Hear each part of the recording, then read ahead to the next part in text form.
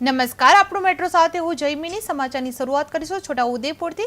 છોટાઉદેપુર ક્વાંટ તાલુકાના આધા ડુંગરી ખાતે ધારાસભ્ય ચૈતર વસાવાની અધ્યક્ષતામાં વિશાળ જનસભા યોજાઈ હતી।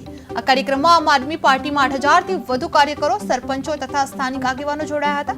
આ કાર્યક્રમમાં ક્વાંટ તાલુકાના પ્રમુખ નિવસીભાઈ, રતનસિંહભાઈ તથા જાણીતા પૂર્વ ભગિયા સરપંચ સહિતના અગ્રણીઓ ઉપસ્થિત રહ્યા હતા। ચૈતર વસાવાની હાજરીમાં મોટી સંખ્યામાં લોકોએ આમ આદમી પાર્ટીના કાફલો મજબૂત બનાવ્યો હતો। જનસભામાં ચૈતર વસાવાએ ભાજપ પર કડક પ્રહાર કરતા જણાવ્યું હતું કે લોકો હવે પરિવર્તન ઈચ્છે છે અને આમ આદમી પાર્ટી વિકલ્પ બની રહી છે।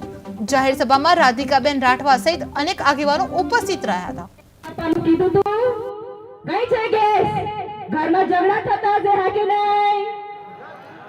અમારો ચૂલો સળગાવે પ્રધાનમંત્રી હમણાં બનીને બેસી ગયો છે દિલ્હીમાં। એવું કહેતા હતા મારી બહેનો,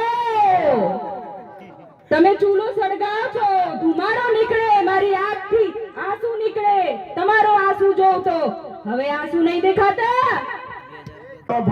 ભાઈઓ બહેનોને માતાઓને આનંદ થઈ ગયો, કેમ કે આપણા વિકાસના કામો આપણા રતનસિંહભાઈ નેવસિંહ જ બનાવે।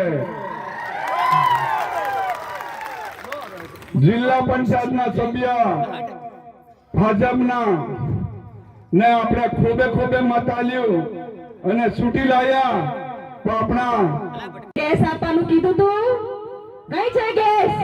ઘરમાં ઝઘડા થતા છે હા કે નહીં?